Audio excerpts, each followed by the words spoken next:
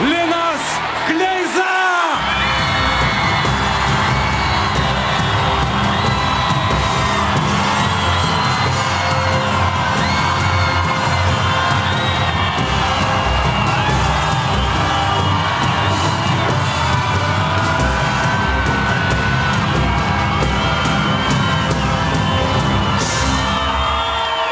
Linai, eikš arčiau prie mūsų. Epitetai tau. Kol Juozukas negirdi, pavadinkim jį geriausių rinktinės krepšininku. Bet jeigu Juozukas girdės, jis pasims aišku savo tuos epitetus. Linas buvo išrinktas į geriausių žaidėjų simbolinį penketą. Bet man atrodo, kad geriausias penketas stovi čia scenoje. Su tavim, ar ne, Linai? Čia geriausia 12 žaidėjų stovi su manim. 11. Iš jų išeina daug penketų.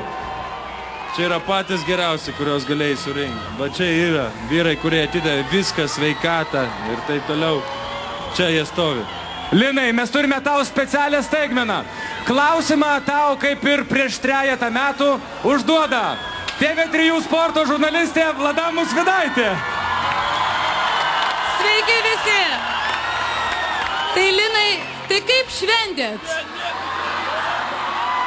Ne, tikrai ne. Mes geriam tik tai spraitą.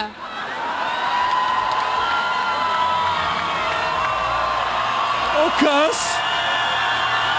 O gal negali? Pergalė šampanas tegulėjas visoje Lietuvoje šiandieną. Aš asmeniškai ne, dėl vyrų nežinau. Paplokime. Super. Linas Kleiza. O dabar dėmesio į ekraną. Įspūdingiausi momentai, kuriuos sukūrė Linas Kleiza.